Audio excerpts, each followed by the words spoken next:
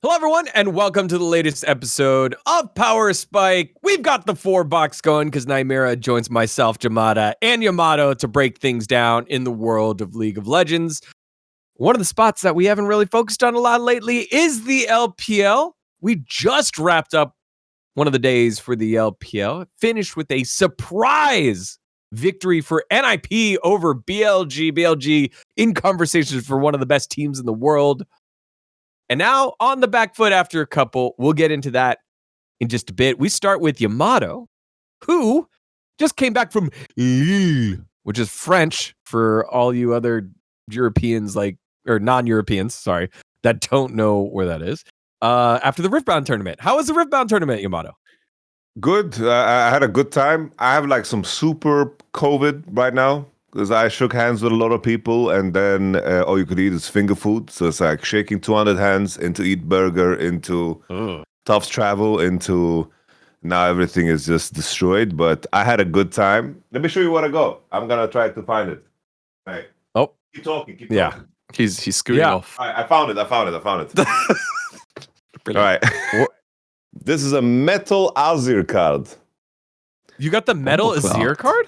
Yeah, so it's not the best of, it's the metal from the prize wall. So basically, they award these out to people that collect basically a bunch of points. And I got 40 points, and I got help from my homies, my new homies, and 40 points for these.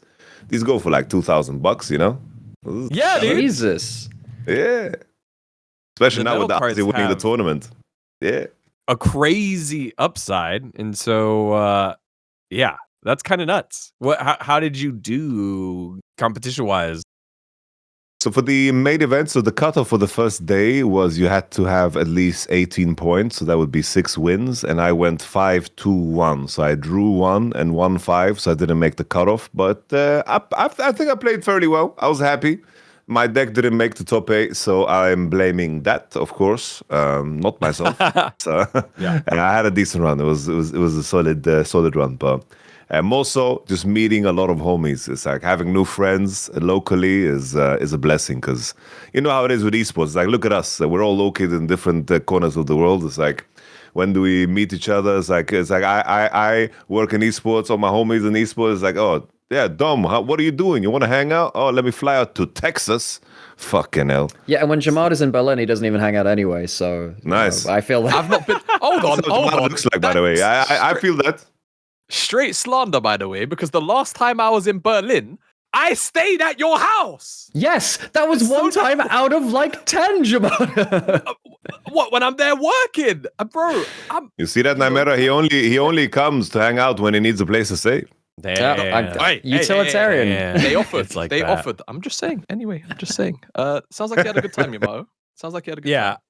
Yeah. I'm fascinated by this Riftbound world because it's so novel and new to me. There are very few creators here in Korea that do it and are known because they haven't released cards out here yet. And then to hear these types of like in-person events, it seems very, very fun because we are quite spread apart here in the League of Legends world, right? Except for internationals, and even that takes a little bit of time to get to, which is what we're feeling here with Power Spike. So let's dive into it. I'm glad that you had fun. Before we get into more LPL action, we have to talk about the big news that came out, and it is how FlyQuest set the ecosystem on fire with co-streaming versus official broadcast in the video that doomed it all. Let's get into it. Everything is on fire.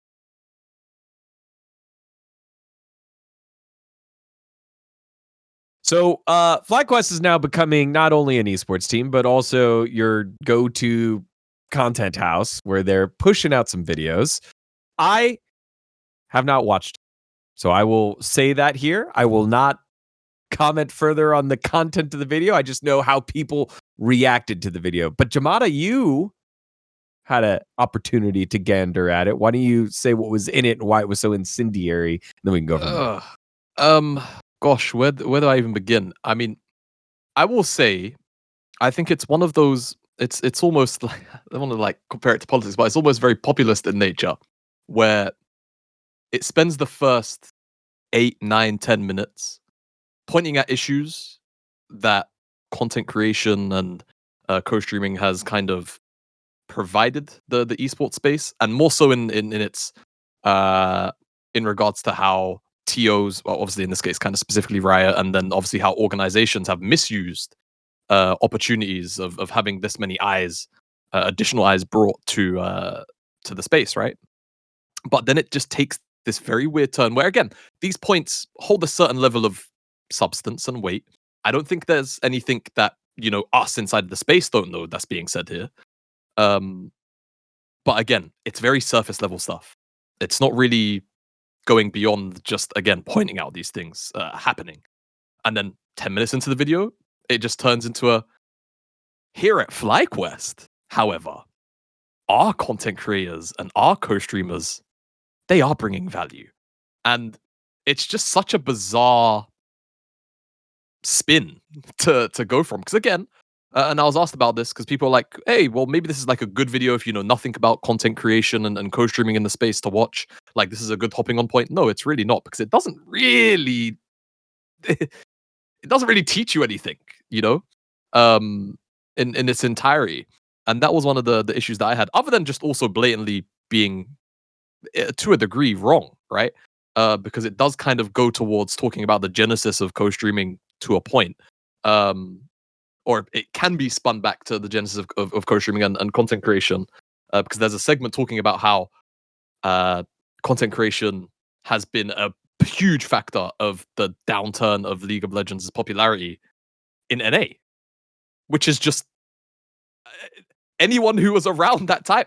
NA, the birth of League of Legends in NA and its popularity was on the back of content creators, right? Practically the whole Dig team that turned to the Curse team with, you know, our old boy Dom, and then obviously Voyboy, I'm a Cutie Pie, Scarlet, like all of these big names, these big household names for League of Legends. Those are the guys that really carried the torch back then. So for the angle to kind of be taken that, hey, it's, you know, content creation has now kind of spun around, done that. No, like it was just very, very bizarre. And that video kind of caught fire because of the reactions and the eyes that I think additionally got put on it by help, like people like me, David Shynock, and a few others that kind of pointed towards it and said, hey, well, there's differing opinions depending on who it was. I've explained my stance that David thought that it was pretty good, and a few others did too. But the framing was kind of the other main part I've kind of omitted here.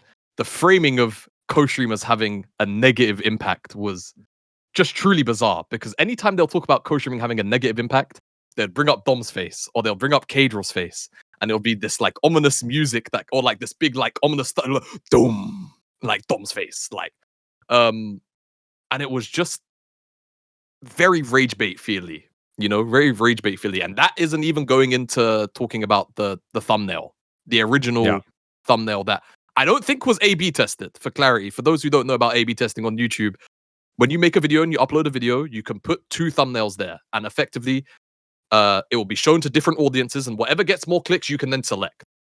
The initial thumbnail that they had up was Caedrel looking particularly evil and sinister, to say the least, and it was comboed with a tile that was effectively wasn't it also like AI-generated image of Caedrel too?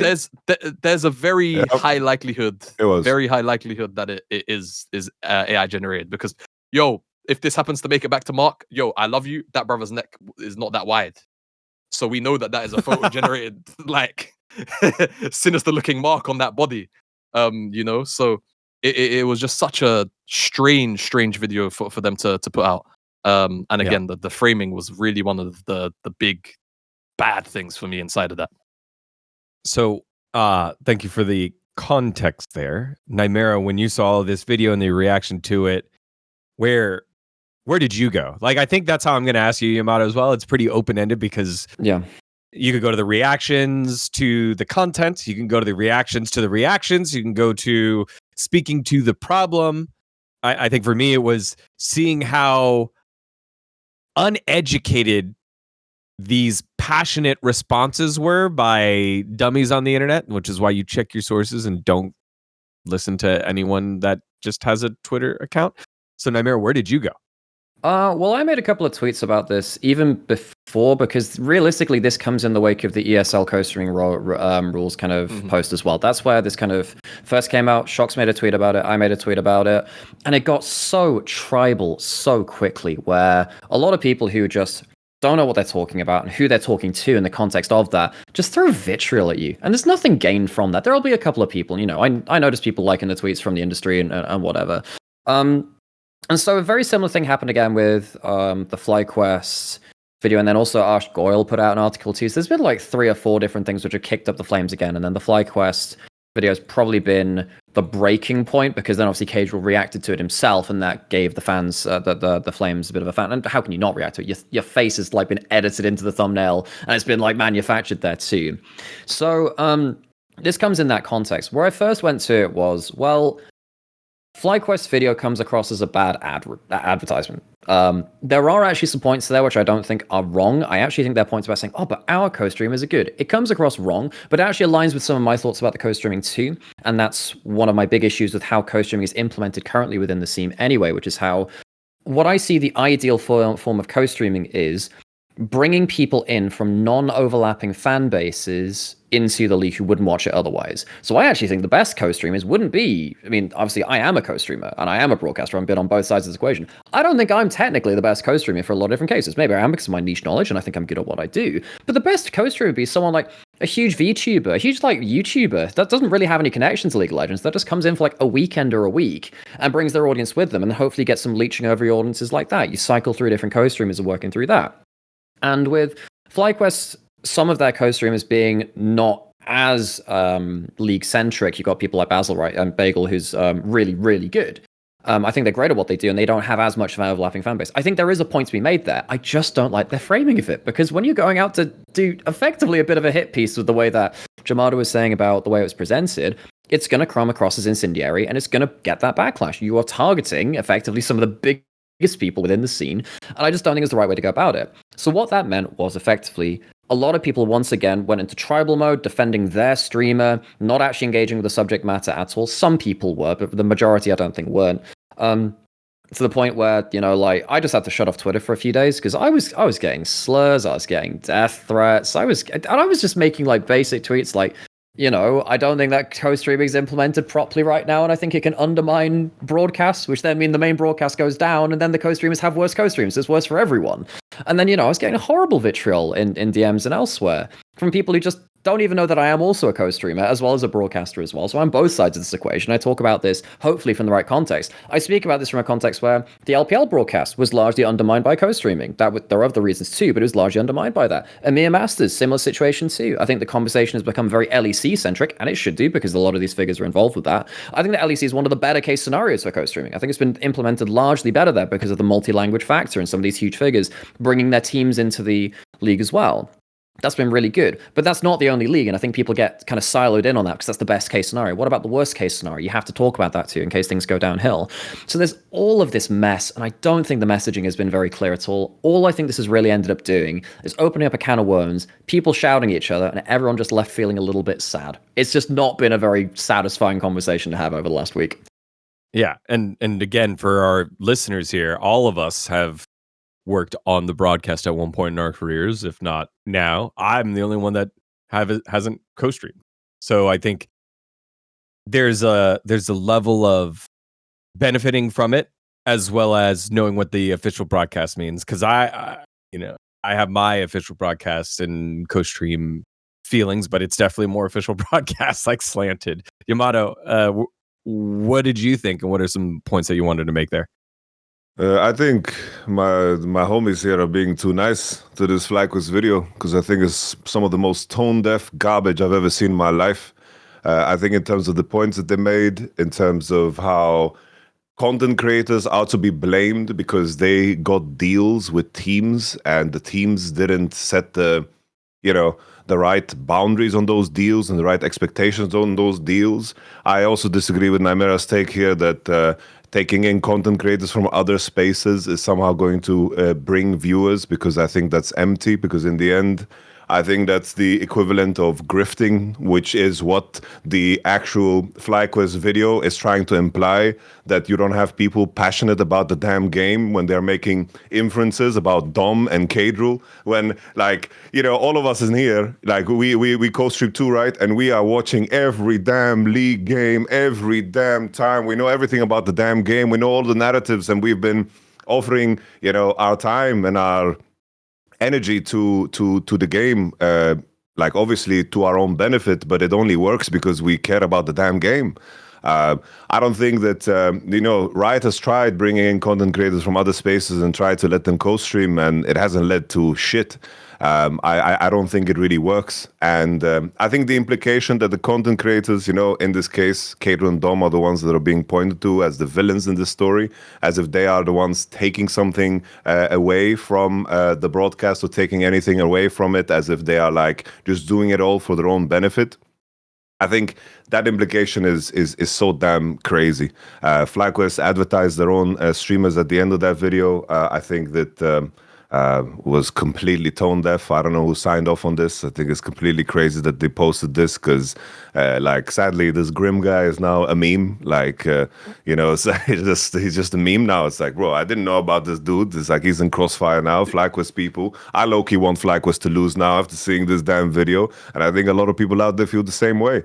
I think in the context of co-streaming and how you can make it better in tune with the broadcast, I think that you can set, like what Shock said, I think is very reasonable, in the sense that you should set expectations, because obviously business development is trying to sell advertisement through the numbers, and if they go through the numbers that are being presented, it's like, oh, we have all these co-streamers, these are our viewership numbers, and then there's no return on the advertisement dollar that is being spent. I think that's really bad. I think in terms of setting, you know, expectations of what you need to do if you're co-streaming the product to make it as, let's say, accessible to sponsors as possible, I think that's very reasonable. I think there's multiple ways to do that.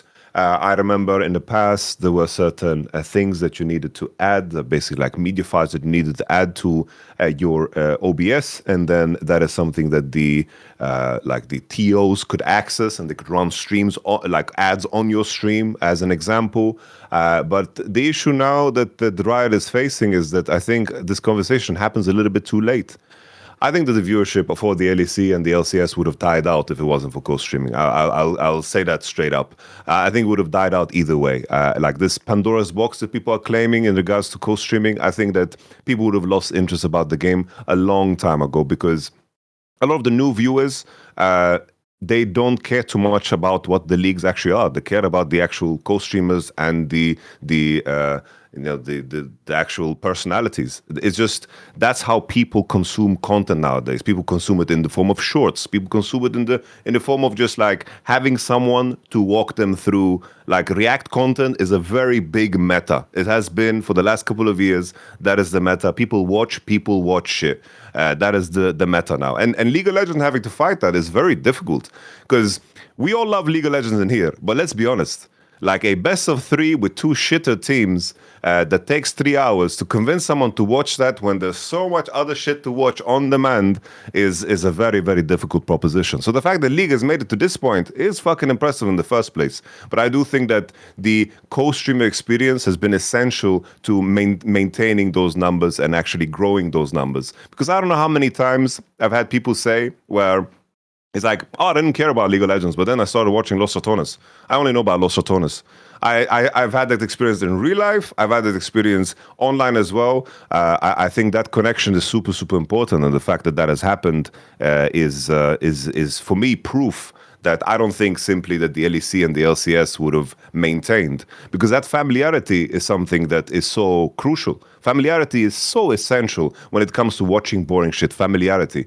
And I think that the LEC and the LCS in particular has shot itself in the foot when it comes to maintaining that familiarity, because the LCS has changed schedule and they've changed people, they've changed name. I don't know what they're doing. The TSMs and the COGs are out of the league. It's like you watch the league and you don't know if it's going to be the same the next year. What's the point of investing time into something? It's like watching, I always make the same example, it's like watching Game of Thrones. It's like you watch it You might think season 1 and 2 is good, but it's like, at the end it's gonna be garbage. So it's like this has killed the whole level of connection that you've had to the product. And when it comes to the LEC as well, it's like now they're so afraid of ever being in a situation where a talent can kind of strong arm them and have power like Caedrel did, that I don't think that they are creating an environment where they are creating stars on the broadcast.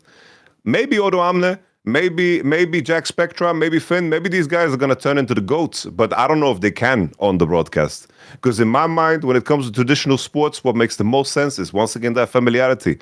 If anyone watched traditional sports, you have the same caster for the 30 years of your life. You hear the same voice, you hear the same thing, and I think this is tied to the same concept, familiarity and having that nostalgia hit for you. Because that's what carried OGN for a while, right? Monty and Dara, then Atlas, Papra after. Like having these household names. That's why I watched like League. I watched like these familiar, like Deficio and Quickshot. Like it's very hard to keep them around for a very long time. But if you do, you build that familiarity. You're very correct about that.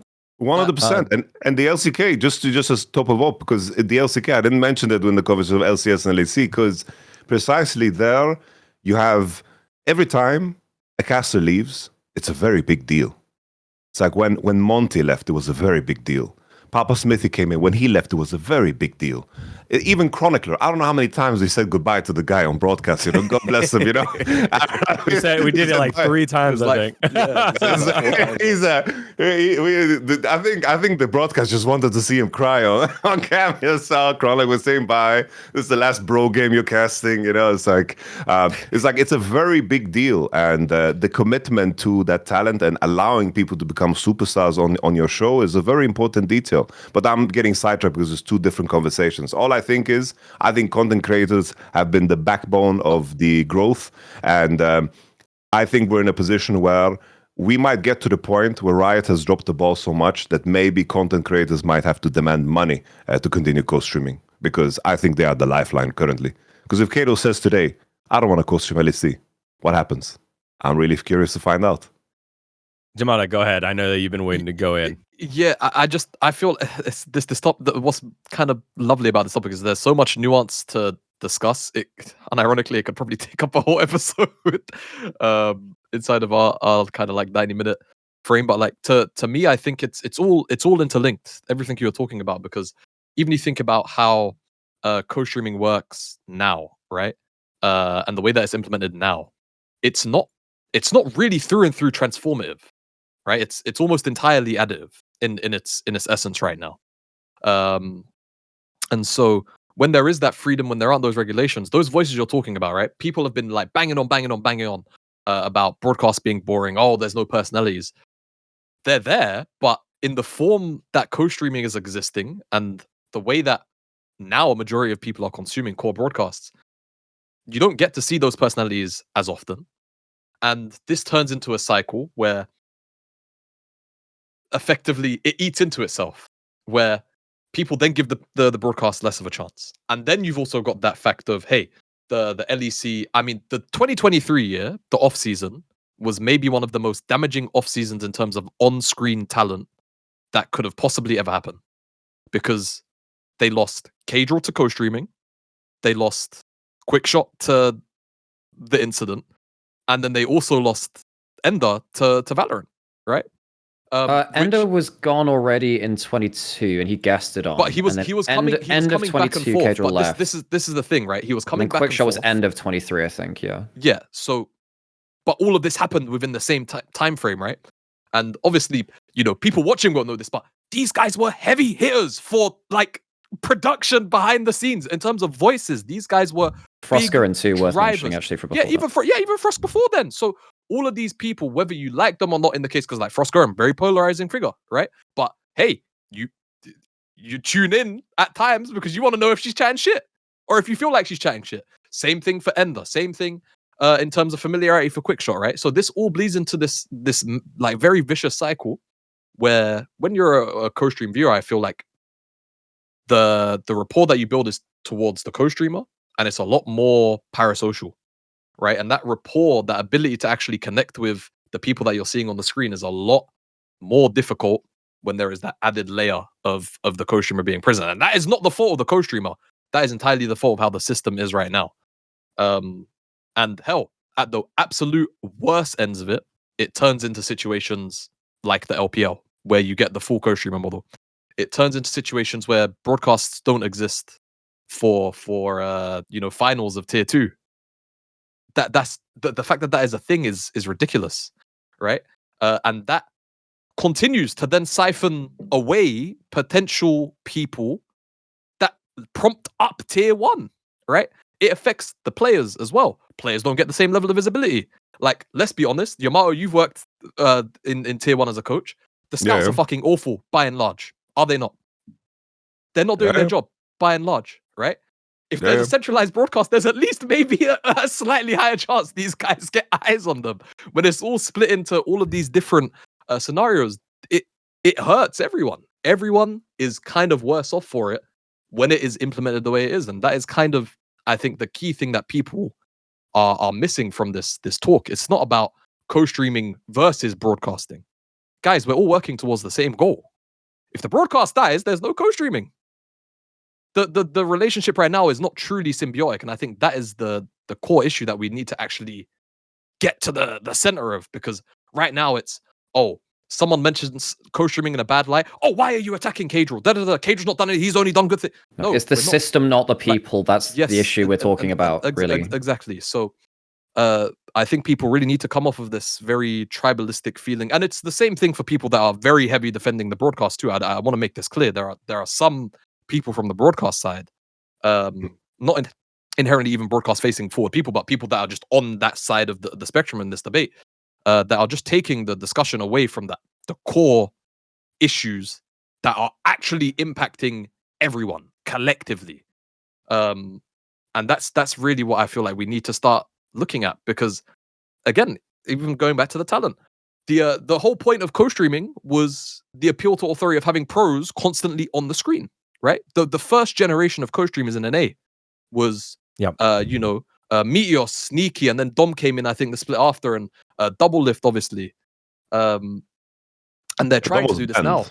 Well, yeah, I guess Dom was banned for a bit. Yeah. And then Dom was also banned. But on the LEC, they're trying that with the talent now. But the issue is, these people are not allowed to develop personalities. Or in fact, sometimes their personalities aren't even super present through their time as a player, for reasons that I think we need to point at the orgs for at times.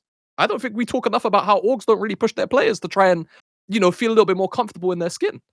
And then this translates to not having those people, forward-facing people on the broadcast, and then talk about the new generation of players. Yeah, and this is why this topic is so big, because people have brought up good points all the way across. Also, I'd love to meet those big official broadcast defenders. I didn't see any. Not that, they were few and far between. Okay, all right. I was just checking. But for me, it's, again, people find the one what we've touched on 4 or 5 different tangents, or not even tangents, but just different pillars of this conversation, and someone finds one of those things and just hammers it home and is like, this is it, this is right, this is the way. It's like, no, it's all the way around, and ultimately these are conversations that Monty and Thorin used to have all the time on Summoning Insight, and there's a life cycle of a game.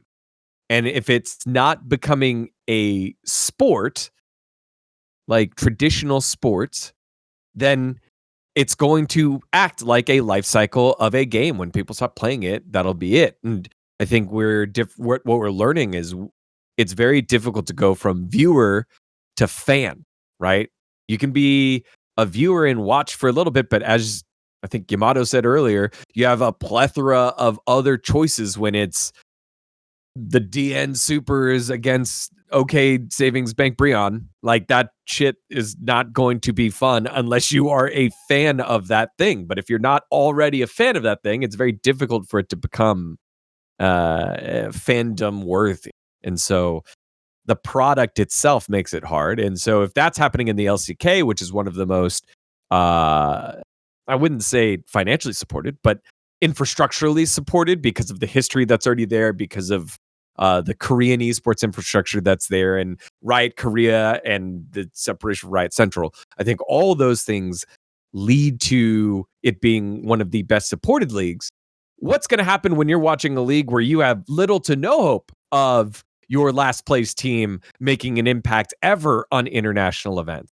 That's difficult. That's why the Disguised Host team is so interesting, because it's bringing in fans from Disguised. From, if you like the TFT team, if you like the fighting game team, they invested in Southeast Asia Valorant team, and they were like a hype team, then you had something there. But if you're a fan of Dignitas, where are the new fans coming from Dignitas? And that's not, it's kind of a slight to Dignitas, because they've rebranded. They've got like a nice jersey this year. They've given opportunities to young talent to try and be a pillar of their team in XU. But the teams need to invest more. But then Riot isn't giving a lot to the teams to exist in the first place. We're just now getting these reports from the LCK, again, the most successful league, on like, hey, we finally made a profit the first time ever, right? Like, what are we going to do in Europe if you're fucking shitters? What are you going to do if you're Dignitas? That's where it is such a bigger conversation. And ultimately, a lot of the time, Monty would come back to be like, this is a Riot thing. And Riot's initial boon to the esport was to try and make it a traditional sport with the big MLB Advanced Media broadcast deal. They sold the rights to the broadcast, and we're going to get hundreds of millions of dollars that was going to go to everyone. That would have, if it worked, that would have been fine. But it didn't work, and it was such a big swing that, one, it set back the money, the budget that they did have, and two, made them what do they call it? Not trigger happy, but other side. Other side. Apprehensive to do anything with esport that could potentially hurt the company that much again. So it's a big conversation, and I think trying to make the clickbaity 18-minute video was very disingenuous. But this whole conversation spurs the fact that there are a lot of people that want it to succeed, and there's also a lot of dumb people. I think those are the two things that we learned. Co-streams are a great form. I hope that the official broadcast continues on, because the pageantry, because of the stability, because it is the platform in which the co-stream is built upon. And obviously, I'm a beneficiary of that, so I will go ahead and put that caveat. Yeah, they pay us, so yeah. Any final thoughts here from you guys? Because I know that I just had my big rant. I just wanted to throw in, like for the LEC, like when I was on the LEC, it was talent driven. The talent found the talent, they nurtured the talent. They also did the cold opens, they did the show, they worked together with the producers. And as I was exiting, the spirit of that was lost more and more, because I believe that the LEC never wanted to be in a position where they rely on any talent. They don't want any talent to be in any negotiating power. They don't want talent to be paid more. They don't want they want everyone to be expendable.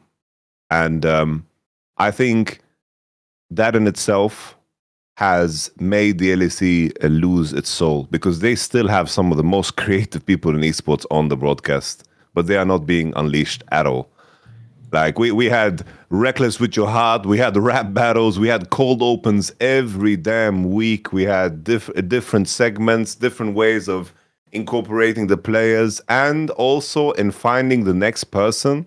It's like whether it was Deficio, Caedrel, me as well, it's like they gave people chances to come onto the broadcast, and then they test you out, they figure you out, and then they nurture you and help you.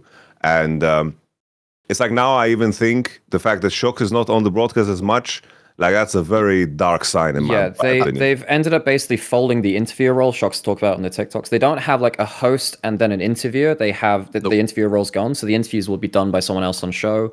And by the way, talking about Shox, like I'm going to push back a little bit on what Yamato's saying, because actually the creativity and the willing is absolutely there in some people as well. Shox is still one of the most creative, forceful people on broadcast. I can't believe she's doing it after all this time. She has gone through so many like battles to try and get segments out. No, of course. Yeah. I'm saying that the people are there. You know, the Sure. talent is there. But What are you pushing against? Because you were saying that it was dripping away and away, and like last year, I still think that was still there. It's just about the capability and what actually makes it live. I actually still think that emotion and that capability is still there from the talent side of things. Of course, yeah, I'm with you. Yeah, no, I agree with the overall point, but I just really want to like put out there is definitely talent still fighting for like really creative stuff. I still think they are doing creative stuff. In terms of the cold opens and the different segments, that actually comes back a lot to co-streaming, because co-streamers don't watch the start of show all the time. There were points where we designed pre-shows with segments for co-streamers to play along with their chat, and they didn't watch, so we stopped doing them. We stopped doing cold opens because people don't watch the start of show like they did 10 years ago, like 6 years ago, and stuff like that. Part of that is also a response to just the nature of where the viewership is. Well, the content at the very start and the very end of shows just doesn't land like that anymore, and that is part of what's also bringing the creativity of the broadcast down, because actually we have to work where the attention is, because we used to have a monopoly on the attention. Of course we did, back in 2019, 2020 over COVID. That's gone now, so that's also changed the way that the broadcasts come through too. I think that reflects a little bit poorly on the broadcast talent, because they're actually trying for that stuff. I know I was when I was there, and a lot of other people out there, I can speak to that. But obviously the way that we create a show as well has had to drastically change with the split audience. I think the bottom line, I just want to also kind of hammer part of Yamato's point home about the expendability of talent, is how are we ever in a world where Shox' contract was in negotiations several weeks into an LEC year? I think that to me really showed me where Riot's head was probably going to be at with a lot of talent at times. Because remember, I think people forget, Shox is a real life celebrity in Belgium. She's the GOAT. Like, she's the GOAT broadcaster in esports. She is not as the kids say, oh, you're the GOAT, bro. No, she is the greatest of all time. Yes, I think. Yes, it is not a discussion. So that is the first thing I wanted to say. As the person that shares her role, I agree. So continue. There you go. But I will say, with the whole thing, co-streaming and the broadcasting, all wrapped into one, I think the bottom line is that people do want to be entertained, right? It is an entertainment product at the end of the day, and I just cannot see the model of co-streaming as it is continue to prop up the leagues for much longer than maybe a couple of years, 4 or 5 years, if the relationship isn't one that is truly symbiotic, right? One that there's actually handshakes between the two. Because that was what made co-streaming feel like it was good and worth the time when it was initially put into place, because it was Riot did have a monopoly on the viewership. It was about trying to bring in, not necessarily what's the opposite of end up, like outside viewers, like, because at the end of the day, a lot of these content creators had viewers that probably did watch competitive, right? So it was a mix of both, and if your viewer base mixed with that was good. But it has just been the lack of checks and balances being looked at over time by Riot. We need a League of Legends Supreme Court. That's what you're saying. Yes, effectively. Of, hey, like, the dynamic is shifting, right? Yamato, you brought up how content is changing as well as a whole. It's very short form based.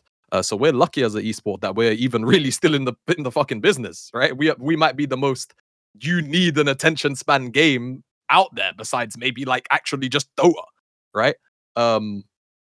So just the fact that it hasn't been kept in place, and now we're in a situation where, well, the co-streamers, I don't want to say by and large, but a lot of co-streamers, if you lump them all together, they're the ones with the monopoly, air quotes.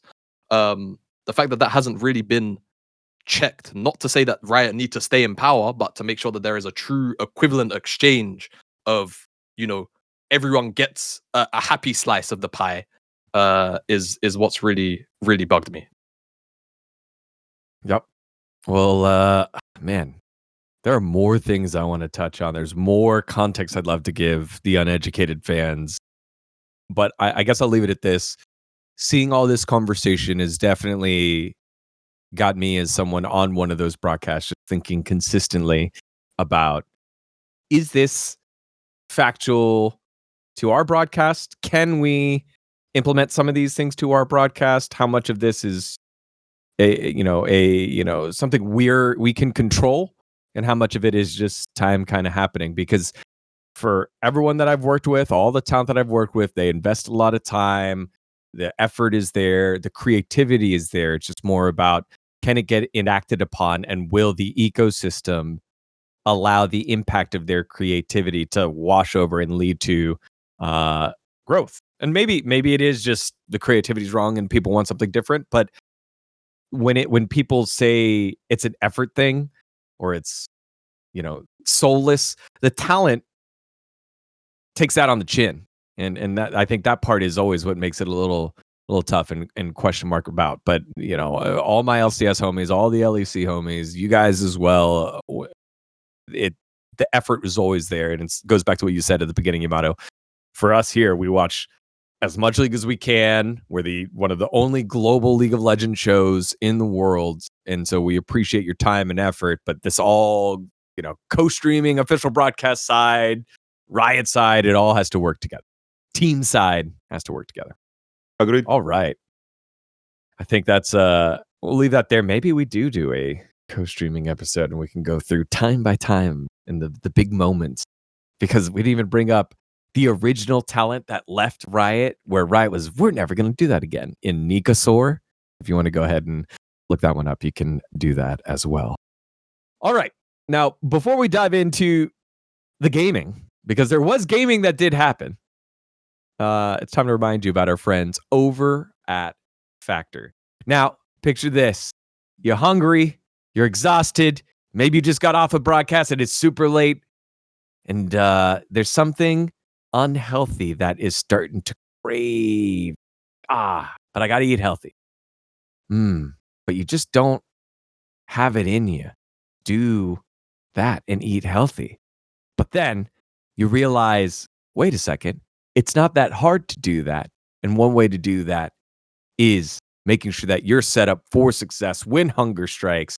That's where our friends over at Factor can help out. Now, Factor meals have built around your goals, whether that's weight loss, overall nutrition, more protein, or GLP-1 support. For strength and recovery workouts, check out Factor's new Muscle Pro collection. Every meal is crafted with functional ingredients, lean proteins, colorful veggies, whole foods, and healthy fats. Factor bans 175 ingredients. No artificial colors, no sweeteners, no high fructose corn syrup, no refined seed oils, just nutrient-dense food.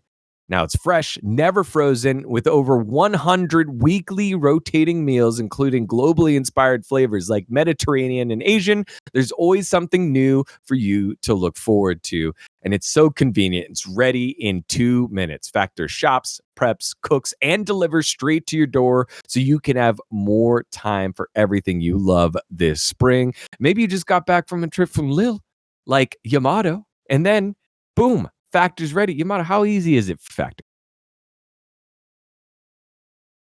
How easy? Bro, it's too easy. That's the problem. Like, I come out the other end, like I eat healthy and I'm the person that just doesn't stop. So when I have such ease of access, it almost gets dangerous. But I try my best. And I've said it multiple times. I've tried it in multiple locations. I think that's the thing that is the most impressive. Just, I've tried it in Sweden, in Germany, in Texas. The level stays damn consistent, which is, different produce, different thing, but the standard is the same. Very impressive. Boom. So crush your goals now by getting the setup correct with the ease of access and all the healthy food you need to make healthy choices by heading on over to factormeals.com/powerspike50 off and use code powerspike50 off to get 50% off and free daily greens per box with new subscription only while supplies last on September 27th, 2026. Check the website for more details. That's code factormeals.com/powerspike50 off and use the code powerspike50 off to get 50% off and free daily greens per box with new subscription only. Thanks to our friends over at Factor. Okay, y'all. Time to dive into some LPL. And thankfully, Nymaera, who, again, one of our casters in the on the LPL side, is here and is going to give us a little sneak peek of his high key, low key, no key for squads that are doing well in the LPL. So yes, we got top in there, we got BLG in there, but after that, high key, low key, no key, who has the inside shot of winning Split 2 in the LPL? Let's dive into it. All right, Nymaera. Slot us in some teams there, and I want to see dark horses in the low key. So no key teams that have no chance of making it. High key favorites, obviously, but that low key area, slot in like 2 or 3. We can definitely work on that. And just to make it clear here, is this to like make it to MSI or to win the split? Because those are two very different things. This is split winner for split 2. Ooh, because at that point, obviously, then you have to contend with top esports are good, but they are so ass in finals. So you actually have to put that onto the table there because they're going to be top 2. They're going to be top 2 to win the split. Loki is still top esports. Until they actually make it work in a pressure scenario, I'm just not going to trust them. I've fallen for it too many times. They're currently fantastic team. I think Cream is on the best form of his life. I think he's genuinely better than he was in like 2024 summer run when he had the Tristana meta where he was just ripping everyone apart. That was insane from him. I think he's contending to be best mid in the league. Obviously, Knight's a step above, but Cream is doing very, very well. I think at Jackie coming back, pairing up with rookie support Feng Yue is, well, we'll see in the future if they are truly best bot lane in the LPL. They're definitely top 2 right now. They have been fantastic. And I think Tien's the best jungler in the league too. I think he's really mastered early jungle pathing, and their mid game has really come to life as well, and that's where they beat BLG the other day. I just need to see them get it done in the finals, and I cannot put faith in this team until they finally get it done in the finals. I know they did win one last year, but it's Tien and Jackie Love back together on this team. They just have some of that like mental issues in finals then going into internationals. So sadly, despite many people think they should be high key, they're definitely going to get there. They're top of the table. I think that they need to prove they can do it in a finals. So that's actually a low key for me unexpectedly. Okay. The other point on top esports I want to touch on, and then guys, you can dive in there, is Zuyan coming on in the 369 situation. What is your take on all of that? I mean, just a hit on that too. Yeah, because Suyan was a guy that debuted actually back in 2024, and he was shit. He was really bad. He debuted for about 6 best of 3s on Invictus Gaming. This was before they built their super team roster in summer. So they had the placement stage when they were kind of being placed between the different groups in that split. This was after YSKM, you should know me, he was a big player in that year, had really fallen off. His like downsides were too much. They brought in Suyan, and he just played like a load of Cassante Skarner top. He wasn't good, so he had to really grind to get back to this point. 369 had a mental break where he just said, like, look, this is not good enough. He got destroyed by Flandra in one of the online qualifier matches, I think. And then he basically took a step back, and Suyan has been really, really good after spending a couple of years in the LDL, to the point where, he got counter matchup versus Bin, but he destroyed Bin. So that was a big moment at that point too. So Suyan is a guy that I didn't expect to see him in LPL again after an awful 2024 debut, but he has actually been incredibly good. Go ahead, Jamada. I'm low-key on top esports. Whoa, really? I'm low-key on top esports. He's learned. I'm low-key on top esports. I listen, the core of this team contains Tien and Jackie Love at the same time. No. Won't happen. It's not it's purely that simple. Unless, like, listen, here's what they have to do. They have to like jail Tien like he's Aizen from Bleach. They need to cover his eyes, they need to cover his ears all the way to finals. Only unwrap him when it's a stage game and not let him know that it's finals. They just have to get, don't give him a calendar. Don't give him a calendar. This is lower bracket semis. Don't let him know what the matchup actually is. Otherwise, it's bridesmaid, never the bride for the 8th or 9th time, whatever number we're at now, right? Look, I've got a lot of love for Tien, and it's actually, not to be like too sentimental, it's almost heartwarming to actually see him come back, even though he kind of wanted to stay retired, and perform to this level. This is, it's been a long time since we've seen him really be the true kingpin jungler of the entire league. There's always somebody else contesting him, right? Whether it was Kanavi a couple of years ago or any of the historical junglers.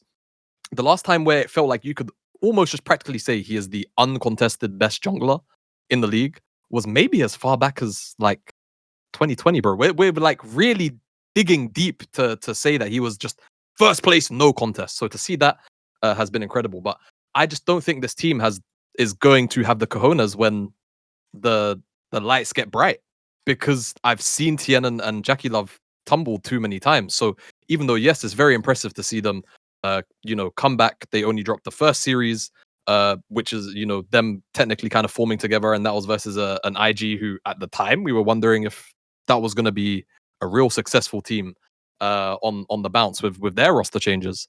Look, they've 2-0'd practically everyone, right? I don't think they've actually dropped a series, an individual game inside of any of those series. I just can't. The LPL borderline historian in me cannot buy into a top esports with a TN Jackie Love core winning a finals. This is purely a narrative thing for me. It would be backwards. You're taking what I'm saying and taking it even further. Yes, I am. Yeah. The fell for it badge one too many times. Yamato, what do you think of top esports? And then we'll let Nymaera finish up his list. I like the Cream Tian mid-jungle synergy. I feel like in LPL you have so many different flavors of like what team strengths are, while BLG is just the most well-rounded because of their just player power that will come into force later. Like honestly, I'm with the whole top esports not being able to pull off in a final angle, but I also think that BLG will just be waiting there for anybody. So for me, like the conversation of like who is going to make it, like I do think that top esports is probably what I think has the highest chance of making the finals out of everybody else. I don't think anyone's going to beat BLG in a finals. Just that the LPL format, as much as blessed as it is, because we get good matchup after good matchup after good matchup, a lot of these best of threes are also like noise. Like I don't think a team that is going to lose a lot of best of threes is going to lose to an LGD, for example. Maybe, honestly, today they look kind of cold with some of the team fight angles, the Tangyuan and Nakali or whatever, but it's just, I don't think that those best of fives that they're going to play in the lower bracket are going to matter, because in the past, LPL was big gauntlet, your seeding mattered, but now I think it matters less. So I give, especially BLG, they lost to NIP today, but I give them grace. But top esports to me is the front runner to be the second best. All right. So now, Nymaera, go ahead and give us the rest of your list. You can give us the rest. Yeah, so that was one of mine in low key. So I know we're doing high key, low key, no key, and I want to do a couple of low keys. I'll go back towards high key then. We've already mentioned them. Probably should get it out of the way. It's still going to be BLG as high key. Now, speaking about schedule, I think Yamato's hit on a really key point. I think this is actually going to be a thing which frames a lot of the teams that we talk about here. One of the problems about the LPL schedule, we have so many best of threes, but why are some of these best of threes noise? Well, a lot of it is because we have a couple of teams which have their own arena. So we have NIP in Shenzhen, JDG in Beijing. LNG doesn't count because they're in the lower groups, they're not playing there. And you have WE in Xi'an as well, but then again, they're a bit no-key. Now, the reason this matters is because of logistical issues. Some teams will have to play on back-to-back days because it's easier to keep the stadium, I believe, open 2 days back-to-back and travel the teams out together. Which means that we have teams like JDG, which are playing like, I think 8 out of their 14 series are in back-to-back games. So they're playing 2 games back-to-back. NIP, they're definitely affected to a point too. Looked awful yesterday, looked great today. BLG are actually one of the teams which looked better in terms of their schedule, but then there's still the online qualification matches for EWC as well, so that factors into it. So regular season, because the seeding matters a lot less than it did in the gauntlet, Yamato's completely right about that too, we do have a lot of noise, and it does mean that playoffs will likely see a very different version of these teams. That's why BLG is still high key. Even with the scheduling issues, with all of the tape on them from first stand, with all of the innovations to early game and to draft, BLG, it's a phrase which my brother uses a lot, so I'll borrow that from Initialize, which is, you must be this mechanically tall to ride the BLG roller coaster. If you don't match that, game's over. Doesn't fucking matter if you have a better draft. Doesn't matter if you get like a crazy level 1 plan. Oh, Knight's got, I mean, I know he lost a game today with that, but he's got like 15 kills on Aurora. Nice, okay. Or something like that. Bin similarly with his top lane matchups. Now, right now, I don't think BLG are very locked in. I think Knight is the only one carrying his end of the bargain of Super Team. I think that the rest of the team is completely zonked. I think that they're like completely out of energy. I think the first stand fatigue is set in, and they're still 5-2 in series. So it's not, they're still second. They're still second, even though like, oh, Bin's not doing well in top lane, or whoa, Shun's getting rolled in early game. Once they hit playoffs, this team is going to be just demons again. They'll figure out the meta. Their matchups are going to be the same again. They won't be the same team in playoffs they are in regular season.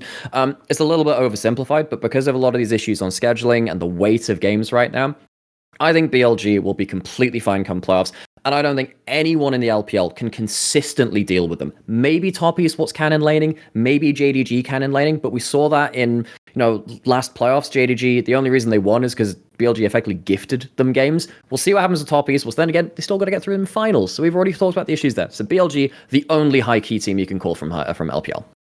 Yeah. Well, I guess my counterpoint is you've listed off teams that haven't beat them yet. And also, is NIP this mechanically tall to ride the the BLG roller coaster? Because they didn't win 2-1, they won 2-0 today.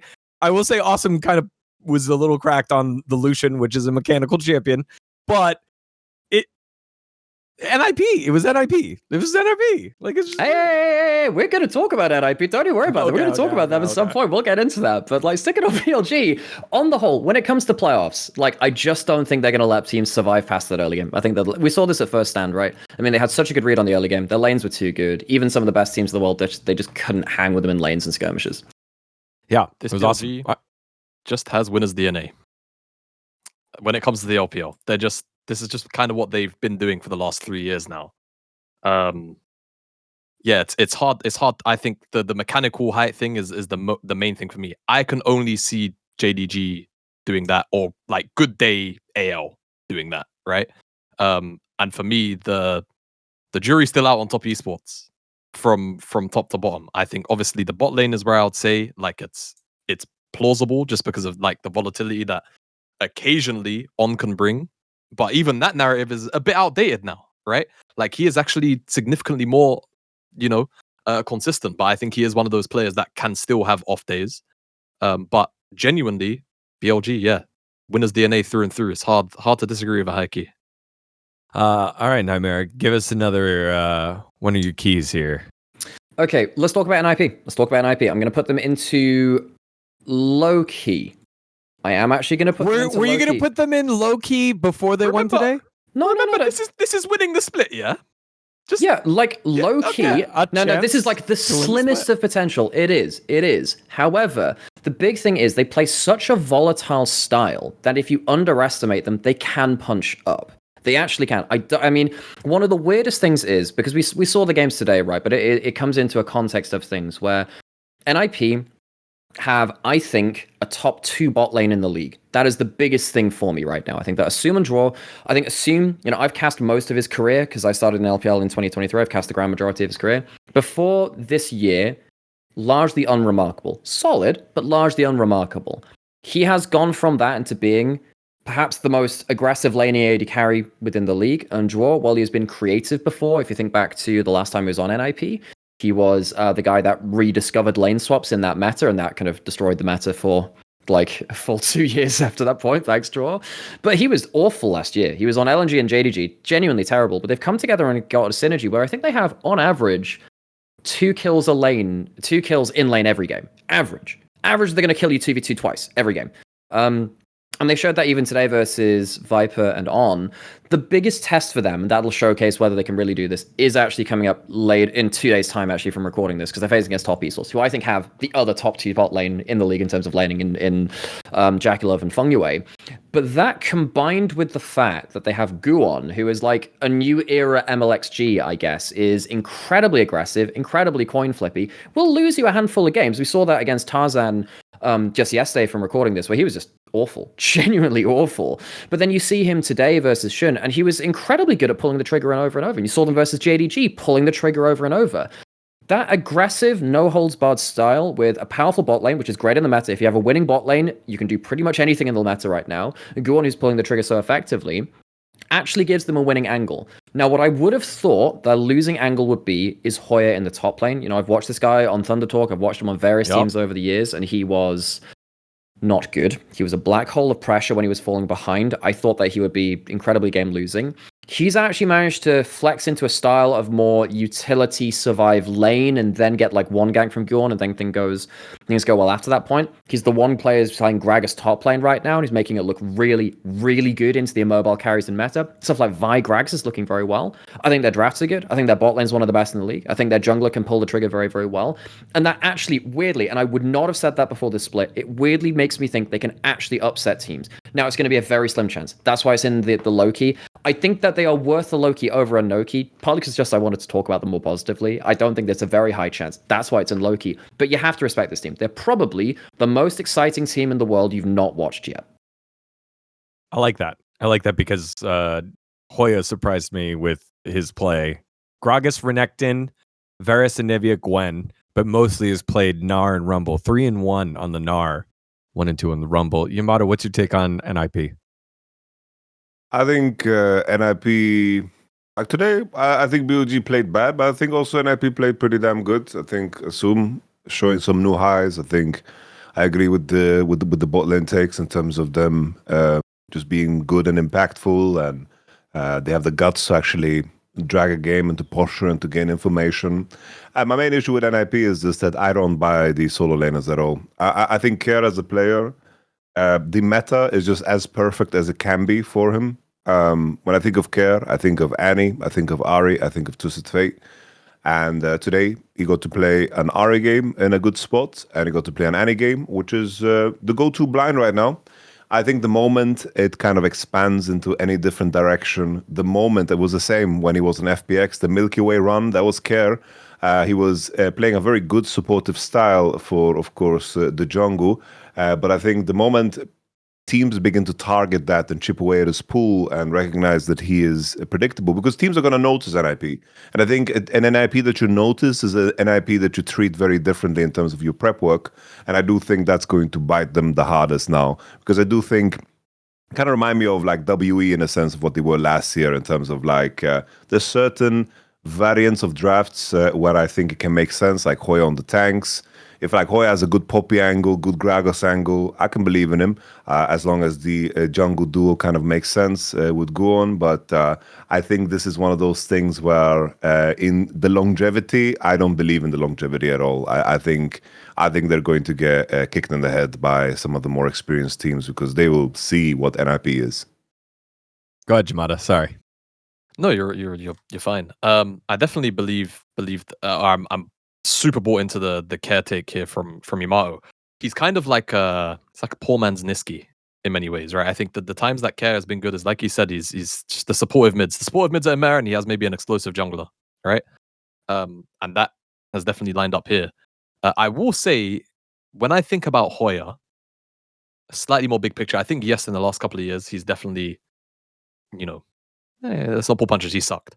But the last time really that he was on a roster that felt serious was like TT from 2023. It might have been 2024. I think it was 2023. Well, yeah, when XN joined with UCal. Yeah, exactly. And there was even the one before 1XN with when they just made playoffs. With Wang Fong and UCal. And exactly, they just made playoffs. Hoya was always the tertiary carry in that setup. If UCal had been camp, because UCal started, it got to a point where it was like camp UCal or lose game, right? Like that was camp UCal or lose game. If Huang Fong couldn't pick up the slack because maybe just the way that the map was set up was just that's what it gave you. He was there with honestly a variety of picks. It was very very very wide. Whether it was something like Gwen, even in times where like Gwen was not really super there. His Gwen was sometimes acceptable, but it's those kind of weird or niche picks where you brought up the Gragas, right? If you put Hoya in situations where he can actually be on weird stuff, even like Volibear, he was one of the few top players that was like playing Volibear top in the LPL, and that was actually like working for that specific iteration. He was our big Varus top player earlier this year. Yeah, exactly. So I do think that if there can be spots for that to happen, then there's a little bit more validity to Hoya and his champion pool, in my opinion. And we're seeing it kind of slip through, I think, especially in the LCK. We've seen it a few times where it's like, we're flexing Varus top. Yo, get in the Fury top, idiot. Hoya is the kind of person that would do that, in my mind. Hoya is the kind of person that could do that. So I could see that coming through.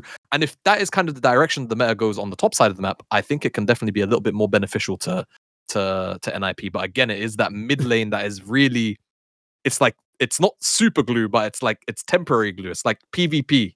It's stuff that you know is weak, but it's holding it together right now. You're waiting on the super glue to deliver tomorrow.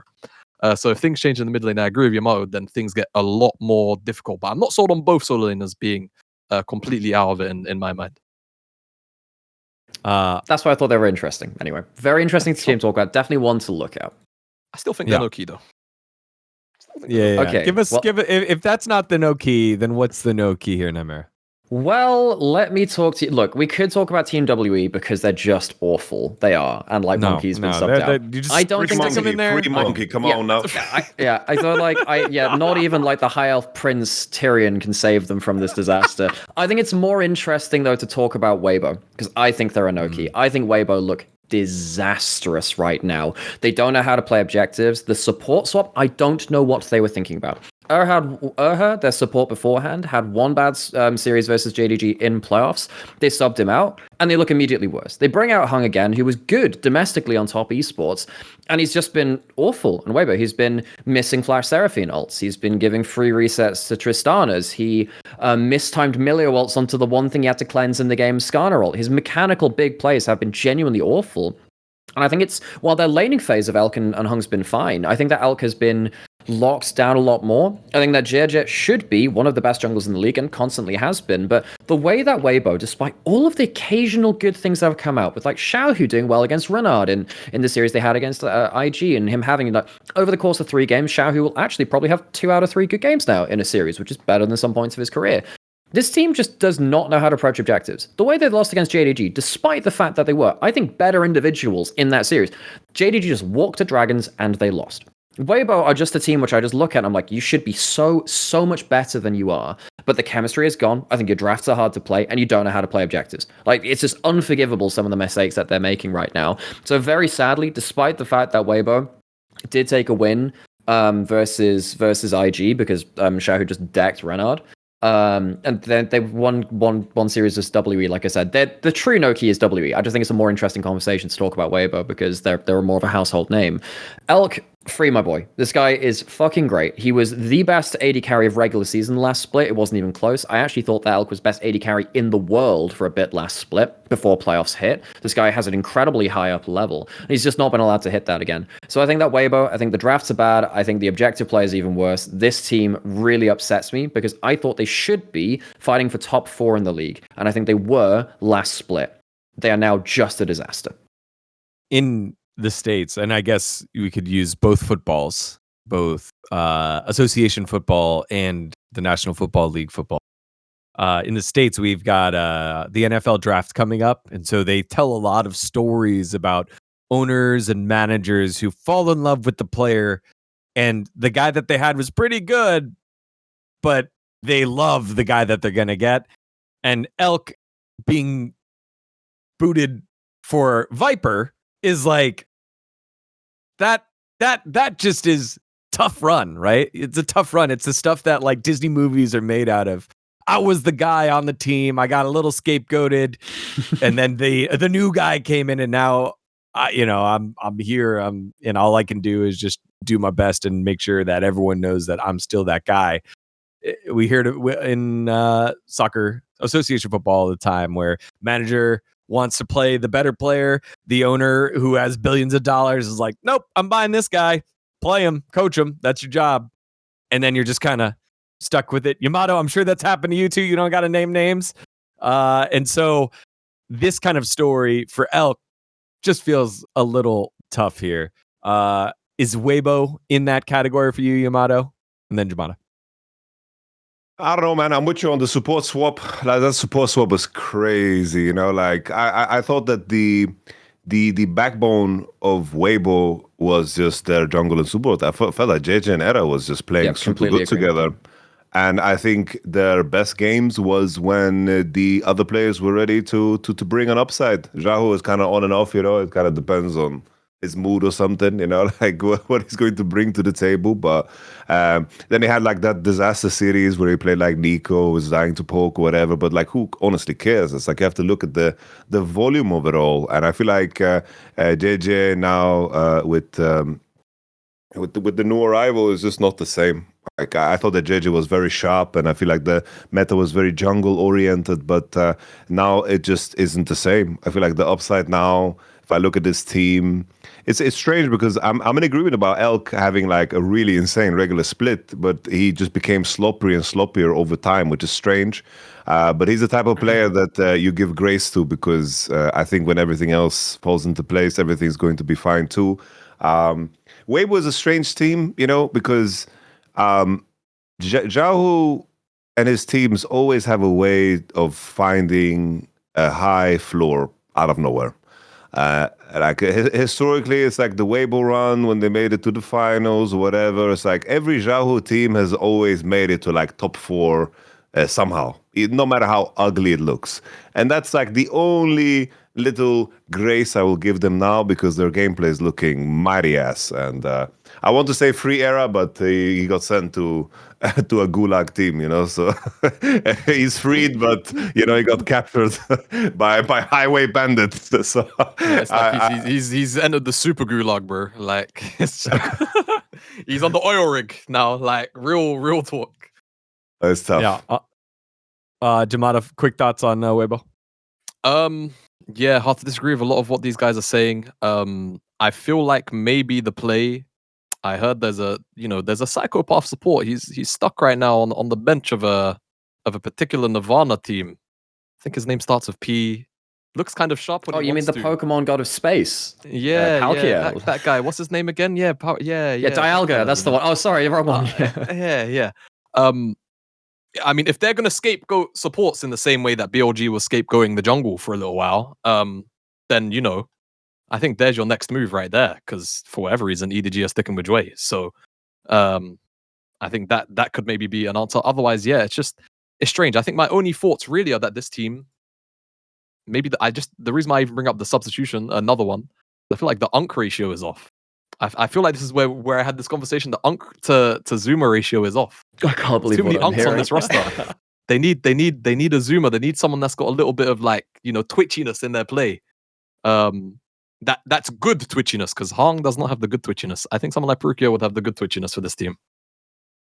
I mean, it's happened in LCK, right? Faker got his young kids, and then now 3 world championships later, pretty good. MSI, you know, was a nice little win for the Hens, and they're like, you know what, we need some youth. Let's go get Duro. But like LCK has an actual tier 2 seed instead of the LDL just collapsing under itself. We don't have that anymore, dGon. That's true. All right. From the top of Ionia server. Sorry, go on. Give us another. God, that's so cool. They have Ionia server. Give us another low key here, Nymaera, as we're starting to wrap this one up. Okay, one more low key. I mean, God, it probably has to be. I don't know if I can call Invictus Gaming low key because Renard is just too bad. Renard's too bad. I don't think it could be him. So by process elimination, it has to be Anyone's Legend. Anyone's Legend are a team that I think have been absolutely desiccated by lane swaps being removed and by the early jungle meta changing so much, and of course losing Tabe. But there is that slim hope that they can find a way to weasel out of the fact that they actually have really, really bad top lane and bot lane laning phase. Maybe they can find some draft gaps where they can find some non-interactive matchups. Maybe the meta changes for them. And that finally allows Tarzan to be up there with the best junglers right now. Look, LPL right now is the region of junglers. I think that LPL has the best junglers in the world right now on average. I think you look at the top teams in there, like there are just some crazy names in the way that they're performing right now. And Tarzan hasn't been able to show that for most of this split because Flandra's been inting his damn socks off, and bot lane's not been doing very well in lane phase either. I think that Hope's laning has been abysmal. If they can find a way to survive through that early game, though, I actually think Anyone's Legend do have the chops to hang with teams in mid and late game, though. They're still not that they don't make mistakes. It's not out and out as black and white as this, but they're still a very talented, threatening team in mid and late game. It really scares me the way that they approach objectives because the way you kind of have to relate it to like a tactical shooter like CS or Valorant or something. The way that Anyone's Legend playing around objectives, it gives me heart palpitations because they don't sit on the objective and defend the angles. They take vision around it, and then they just leave it alone, let you take the dragon, and they try and flank you from it. T1 sometimes do similar things with that, but it's a very hard style to play. You need to be really locked in on the meta. You need to really know what your angles are like, be very coordinated, because actually half the time they lost internationally last year was because they tried to play that style, and they got completely bodied around these huge objectives later on, rather than sitting on it, controlling it in the way that a Gen G does a little bit more often. But I think that Annual's Legend, if they can just figure out what the hell is happening with early game jungle wards and jungle pathing, which they are getting better at, and most importantly, top lane and bot lane, early laning phase, find a way to either just ignore it completely or draft in a way that it's non-interactive. I think they can hang with better teams, the best teams in the LPL, in a mid and late game. That's why they're a low key. It's a very hard hurdle to overcome, but we do know that they can do it in the mid and late game. Yeah, an 8% chance of this likelihood of happening, becoming the Split 2 winner of the LPL, according to the markets. But BLG, the by and far high key and favorite, 50% chance of them being your Split 2 winner. Jamada. There's a team we didn't talk about, and I briefly want to just suggest as the other kids. high key. Oh, I actually just skipped over them. It's the true. kids. Yeah. It's It's JDG. the kids. Look, I think a lot of the things that we've spoken about in terms of BLG, JDG can get over those hurdles. They can ride that mechanical roller coaster. We've seen it. It's plausible. No, you're actually right. Yeah, I probably should have mentioned that. They're actually more likely than AL. Even though they're struggling right now, right? They're what are they? They're 2 and 3. I don't think they're 3 and 3. I think they've got another series I think it's tomorrow, might be the day after. Yeah, they got one tomorrow versus. Yeah, they've got two back to back. They have a really harsh schedule. They have, I think, 8 out of 14 games, as mentioned, are on back to back days.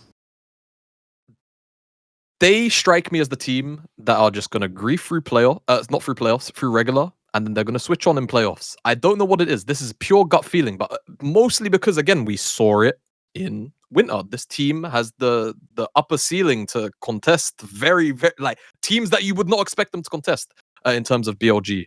And in terms of, I feel like they're capable of doing it against the Korean teams internationally too. And I think that is in part the magic of a team that's being coached by Tabe. But again, I just think that the meta is fine for these guys. I would like it in terms of the mid pool to maybe shift away from the more playmaking based mids, because I think Konku is a little bit more unlocked when it's not inherently things that are a bit more centered around setup. And I think if he can actually play off Junjia or be like supplemented by Junjia instead of the other way around, it needing to be that way, then I think that this mid jungle looks significantly better. My only like kind of questions come from whether Vampire's improvement can continue to really ramp, right? And stay in line with the other best supports in the league. And again, his play through Junjia as jungle support duo, because I don't know, this team in like small individual sequences, man, they come out with some real creative stuff, a la their first series against AL. The way that they like dismantled AL in the LPL was one of the more creative ways that I've ever seen a team play. Well, I say ever, but like in recent times, I've seen an LPL team play. So they're capable. They're very, very capable to me. I think they can ride the mechanical roller coaster. And they've definitely got the support staff behind them, because the Tabe's riding the ship. Tabe's the one pilot in the ship. So yeah, no, fair. JDG's a fair call out. Like, I mean, I still call them Junja Dice Gaming, because it is just live or die on based on whether like Junja is like good or not. Like, I'm not going to say he's their best player. He is their most important player. Like, if he actually gets a good read on the early game, this guy is really, really good. But yeah, no, JDG, that probably is the right call over Anyone's Legend, actually. All right. That is our high key, low key, no key touches upon here for the LPL 2026 Split 2 winner. Let us know in the comments below. What do you think? Is it too high? Too low? Are the markets crazy? The likelihood of it happening crazy? Let us know in the comments. And while you're there, like and subscribe across Last Free Nation to make sure you get the news that you need from esports, so that you're not just listening to shitty bankers that have shitty takes that possibly just spout out the mouth for clicks and views on the internet. Cool points. All right. Finally, let's close it out, our LPL specific episode, with one more matchup here. We've got a certified banger. We touched on it earlier. It's the team with the surprise win against the number 1 squad. It is NIP who defeated BLG. They're going up against the number 2. It's Top Esports, certified banger.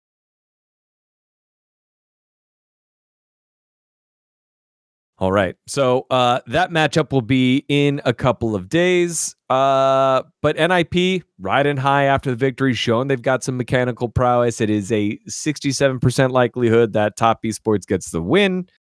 But it did go up. NIP did show something in that last series against BLG8. It wasn't a 2-1. It was a 2-0, like we said at the beginning of the day. Yamada, how do you see this one going? I'm with Top Esports all the way. I think they're strong in the right places. I think Tian, I think he'll react to the bullshit well, And when I say bullshit, it's not necessarily bullshit. It's just the tricks, to get yourself ahead. I think that Tian doesn't hold an ego to it, the same way Shun does. Like what we saw today on the chickens in the Nocturne game was kind of mental, and then it's like Shun kind of wants to recover the game, and then he's invading and he's fighting. He's like the way Shun played today was it's like he kind of approached the fights as like, oh, doesn't matter that I'm Xin Zhao and I'm behind and he's Nocturne and he's ahead. It's I am Shun, so I will win. and I don't think Tian kind of goes into situations in the same way, face first. And I think that the stylistic matchup, Top Esports, in terms of managing mid lane and then making sure that JackeyLove transitions to a clean game, I think that matches up very well against what NIP want to do. I do think that if the both side lanes have reasons to kind of collapse, because I do think that Top Esports, I always space on his name because he's not 369. I do think that he has. Yeah. Suyan has very good games, but he also has very bad games, and I wonder if the side lanes kind of go in a bad way and the advantage through mid doesn't matter as much. Then I can see an NIP angle, because I do think they're very sharp at taking fights, and when they have a lot of engage in the draft, that they are very decisive in the way they play. I do think though just Tian and Cream are going to take care of the early to mid game, and I think that they are going to carry them to victory. Nymaera? Yeah, I mean, there's no way that Top Esports aren't favorites. I think even if laning phase is contested by NIP, I think the mid-game instincts of Top Esports are actually really, really good. I noticed this, when Tian was last playing as well, when he was on Weibo last year. I think it's Tian teams and JackeyLove teams. When it hits mid-game, they're just really good at seeing where the next play is coming, where there were points where, they were playing against a global disadvantage. I mean, both Tian and JackeyLove at different points, and I think when they combo up, they both kind of synergize on this.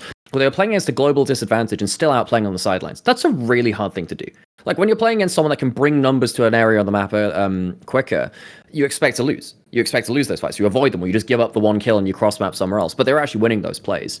And while I think that NIP are very good at snap plays, Top Esports are probably going to be just that a bit more savvy about it. The one thing which is going to be interesting is scheduling, I suppose, as well, because Top Esports, rather NIP, I think that this could actually be more of a blowout, because this will be their third series in 4 days. That's really hard to do.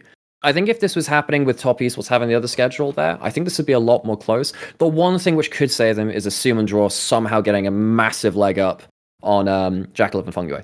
If they manage to just slaughter the 2v2, Suyan doesn't get a very interactive matchup top lane, that's when actually I think that a lot of the macro instincts of Top Esports, so I don't think they'll matter as much, because Assume has been showing just an incredible level. So for me, it is literally bot lane or bust. Maybe Guwon gets to flip a jungle matchup too, but we saw him try to do that versus Tarzan. It completely lost them the game. So it is a difficult opportunity for NIP. That's kind of why it's more important for me to see the results of this. I put them as a low key for myself. If NIP can somehow out-brawn Top Esports, was some of the best laners in the league right now, because I think Cream's on exceptional form. I think Suyan's been exceptional too, and I think bot lane is probably the best in the league. If they can match him with Braum, even bring this to a 2-1, I have a lot of hope for how NIP can grow, but there's a lot of factors against them. And then Jamada. Yeah, I think they'll take. I think this will finally be the series that Top Esports drops a game. But after this long streak of not doing so, but I think otherwise it's hard to not see Top Esports just pulling through the series win. Contrary to what the vibes I kind of get from you guys, I think a lot of this game is just going to be made through mid early, because I think that's just going to bleed into the aspects that you are highlighting about the bot lane or the bot lane potentially being Armageddon, or the top lane having a volatile matchup potentially in favor of Zuan. I think that will entirely be unlocked through mid in this series, because to me, I look at Cream and I think he is going to take a big dookie on Care's head, and it's not going to be pleasant. On his head? On his head, bro. just a big log on his head, and so Is he unless standing up or is he laying down? Like, Wow. oh man, I think you guys are You got so more words harsh for on it? Care. so semantics of detail, Yamato. Semantics of Dookie, detail. log, shit, Yeah. fudge. I think you guys are so harsh on Care. He's a DN Automotive streaky player, Supers. but like there's every chance that happening. But he's really streaky. His upsides, he destroyed Honkyu. He was better than him. What's to say he can't do that versus Cream? My concern is simply that if the matchup that's drafted isn't one that really, preordains it to be very trade heavy, right? Like if it's just gonna be like I don't know, like an Annie Rise situation or something that just very like these two mid laners are just ships in the wind, then I think that's kind of slightly better case for NIP. But if it's anything where there's interaction, it's there is a better Vikla. That's my take. He's a better Vikla. Like when Vikla's on form, or yeah. Well, look, guys, I know you talked about the champion pool with him and stuff. Like, definitely, look, Care when he's off form is awful. He's a very, like, in much way the same way that Guon is, right? Like, just sometimes he's very streaky on and off. I actually don't think it's as much to do with champion pool. I've seen him do this over several years on a ton of different champions. He's had incredible Azir games, awful Azir games, incredible Ahri games. I think he's actually one of the top 5 Ahri players in the world. And then he has awful games on that too. It's really unsatisfying to boil it down to that, but this guy's so fucking streaky. That like I can trust him to actually, as one of our, I guess, lower tier mids in the LPL, he's the one guy from our mid-table mids, I'd say, you can actually hang with the best mid laners on a good day. It's just whether you dice roll for him. It's a little unsatisfying. He's had many more bad rolls than he has good ones over his history, which is sad. But I actually think he can hang with the best of them at points. I think that's fair, yeah. He did it today. He got solo kill a couple of times, but he was useful. Like, if you remove the laning phase, but I think that is just going to be such a big point in this series, because if top esports start to like get a mid advantage, do you think Tien is just going to allow Guan to breathe? Do you think? Tien no. You're completely right. I just say don't completely write off Care. All right. Vikla shout out to my boy Tangywan. Tangywan, my goat. The man meant to replace Xiaohu. Yeah, that's my goat child. Right there. He's my goat. All right, well, there you have it. Our experts' takes on this week's Certified Bangers Top Esports versus Ninja in Pajamas. All right, y'all, we did it. LPL-centric episode with some co-streaming drama in there. What more could you want? There weren't huge, exciting matches this week coming up in LCK and LPL. Like, the bros are going to the slaughter at the T1 home ground. That's going to feel awful. What a bro win, though. I think if bro win... Dude, that'd be so cool. Bro win, can you shave your head after your wedding, of course, like big asterisks? Can you shave your head if bro win? I'll shave my head. After the wedding, obviously, we'll save you the embarrassment of like lifetime pictures. Yeah. Okay. Nymaera, you're joining us in our shaving the head bet. You've now been volunteered by being in this episode. We've got another brother with long hair in the space. It's in the fine print when you agree to be. It's in the fine print. It's if I didn't sign up for shit. If GX win the split. Yeah, if GX win the split over in the LEC, that's how they do it. GX, by the way, they had their gauntlet week against the 2 yellow teams, Na'Vi and Vitality, and they failed both tests, just like both of our experts said they would. So makes me sad. I might be wrong on the 5-4 call. It might be 4-5 in the end. Who knows, man? Who knows? Yeah, they might. Maybe playoffs isn't even in reach. Who knows? But all right, that does it here from us again. Nymaera, thank you so much for joining us for this week's episode. Awesome to have you, Jamada. Always good to work with you, Yamato. Welcome back from your time being a Riftbound collector. $2,000, going for $2,000 the metal card for Azir. That's kind of nuts. You'll be able to catch Nymaera, Yamato, and Jamada across their co-streams, across the Onivia stream as well for Nymaera, and in the short form content for Jamada. Go ahead. However, as none of us work for FlyQuest, there's not going to be much value in those co-streams, unfortunately. Go ahead, dGon. Yeah, I guess. I don't know. FlyQuest.